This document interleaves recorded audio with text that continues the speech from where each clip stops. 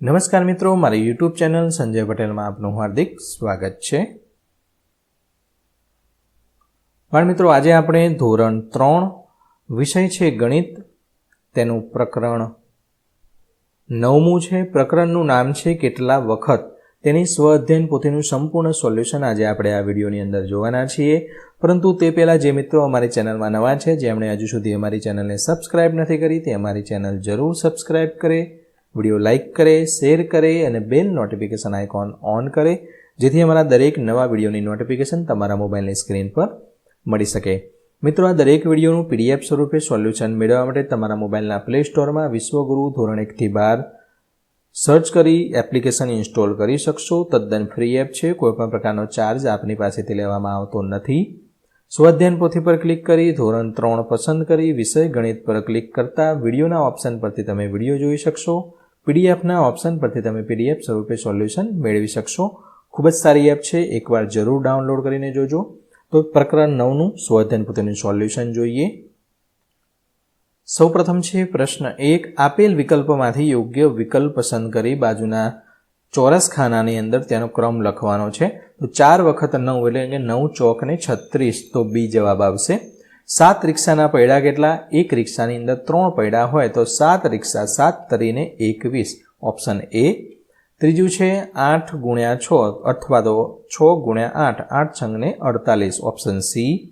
ચોથું છે 1 dozen notebook બરાબર ખાલી જગ્યા નોટબુક। 1 ડઝનની અંદર 12 વસ્તુ આવે, 12 નંગ, 1 ડઝન એટલે 12 નંગ, એટલે કે 1 ડઝન નોટબુક હોય તો 12 નોટબુક થાય। પાંચમું છે 18 બરાબર ખાલી જગ્યા ગુણ્યા ખાલી જગ્યા। તો એવો કયો જવાબ છે કે બંનેનો ગુણાકાર કરીએ તો 18 મળે, 6 તરીને 18, ઓપ્શન બી। 4ના ઘડિયામાં આવતી સંખ્યા લખો, ચોકું ચોકું ને 16, ઓપ્શન સી। સાતમું, એક પેનની કિંમત 7 રૂપિયા, તો 6 પેનની કેટલી? 7 × 6 કરો, 6 સિત્તા ને 42, ઓપ્શન એ જવાબ આવશે। સૂચના પ્રમાણે ગણતરી કરીને જવાબ આપવાના છે। 5 વીંછીના પગ કેટલા? તો અહીંયા 5 વીંછી છે, એક વીંછીના, તો 5 વીંછીના પગ છે તો 40, 8 પગ આવે એક વીંછીના, તો 8 પંચું ને 40। જો અહીંયા 1 2 3 4, 4 આ બાજુ અને 4 આ બાજુ, એમ 8 પગ થાય। વાંદરો એક વખતમાં 6 પગલાં કૂદે છે, તો તે કઈ કઈ સંખ્યા પર કૂદતો કૂદતો પસાર થશે? તે સંખ્યા પર 6ની ગોળની નિશાની કરવાની છે। સીધો હિસાબ છે કે 6નો ઘડિયો બોલવાનો અને જે આંકડા આવતા હોય તેના ઉપર ગોળ કરતું જવાનું। 6 એકા 6, 6 દુ 12, 6 તળી 18, 6 ચોક 24, 6 પંચા 30, 6 છાયો 36, 6 સિત્તા 42, 6 અઠ્ઠા 48, 6 નવ્વા 54, 6 દાને 60, એટલે કે 6ની કૂદકા લે છે। એનો મતલબ કે આ 1 2 3 4 અને અહીંયા છઠ્ઠું, અહીંયા એ રીતે અહીંથી આ 1 2 3 4 5 અને છઠ્ઠો કૂદકો અહીંયા, આ રીતે પણ કરો તો પણ ચાલે। 3નો ઘડિયો લાકડીઓની મદદથી બનાવો, તો આ રીતે તમારે 3નો ઘડિયો બનાવવાનો છે, આ રીતે તમે બનાવી શકશો।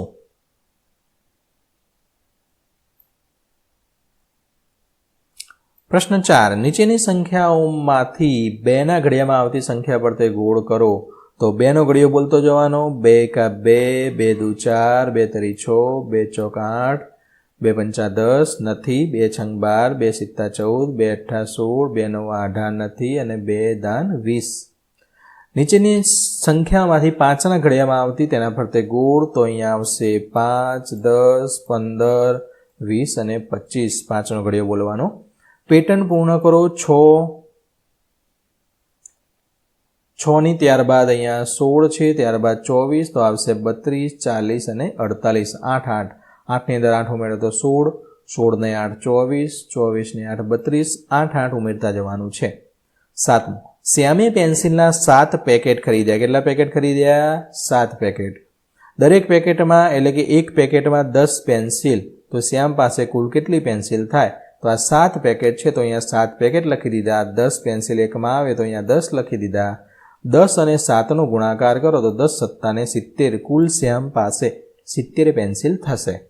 8મું, એક કારને 4 પૈડા। એક કારને 4 પૈડા હોય ને, તો આવી 8 કારના કેટલા? 8 કાર લખી દીધી, 4 પૈડા અહીંયા લખી દીધા। 8 ચોકને 32, તો કુલ 32 પૈડા 8 કારના થશે. આપેલ ખાલી જગ્યાના ઉદાહરણ મુજબ પૂર્ણ કરવાનું છે. અહીંયા આપેલું છે 48 એકા 48. તે જ રીતે કઈ બે સંખ્યાનો ગુણાકાર 48 થાય? જો 24 દુ 48, 16 તરી 48, 12 ચોક 48, 8 છંગ 48. તે જ રીતે 60નું છે, તેના પણ આ રીતે કરવાનું છે. 60 એકા 60, 15 ચોક 60, 20 તરી 60, 12 પંચાને 60, 10 છંગ 60 ને 30 દુ ને 60.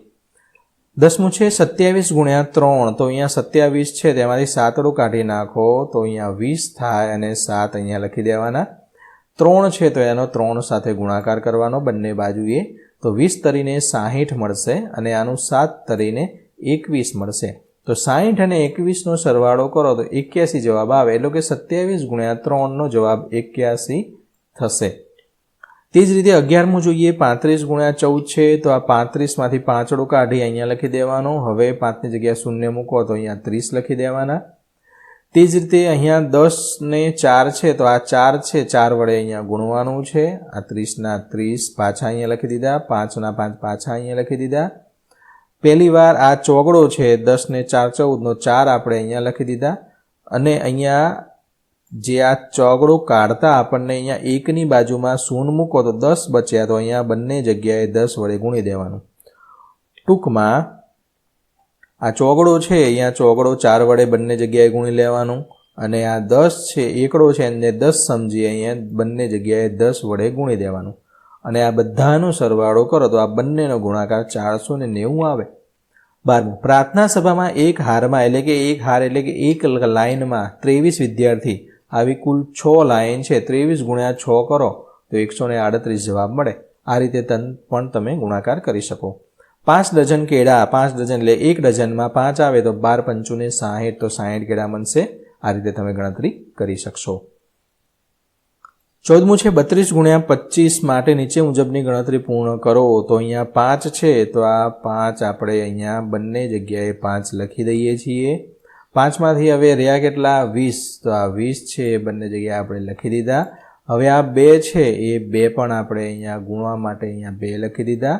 હવે અહીંયા 2 કાઢો તો 30 વધ્યા, તો આ 30 છે અહીંયા લખી દીધું અને બીજા 30 અહીંયા લખી દીધા. આ બધાનું કરો તો આપણને આ રીતે ગણતરી પૂર્ણ કરવાની છે. 15મું, નીચે આપેલી વસ્તુની સામે તેની સંખ્યા ડઝન અને નંગના આધારે ખાલી ખાના ભરવાના છે.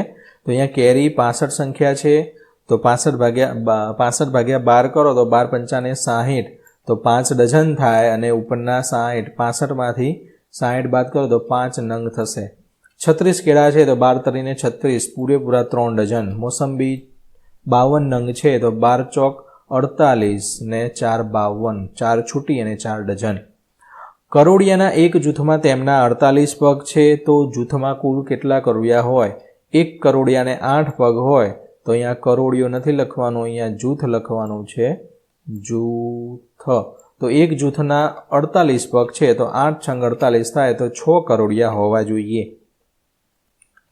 17મું, એક વર્ગમાં 36 બાળકો છે, દરેક બાળકને 4 ચોકલેટ મળે તે રીતે વહેંચવા કુલ કેટલી ચોકલેટ જોઈએ?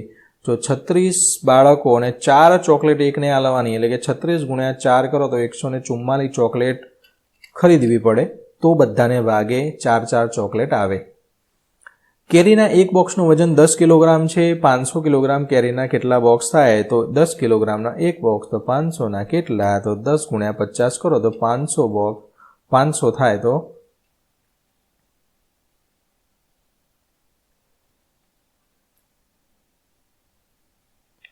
10 કિલોગ્રામના એક બોક્સ છે, તો 500 કિલોગ્રામના કેટલા? તો અહીંયા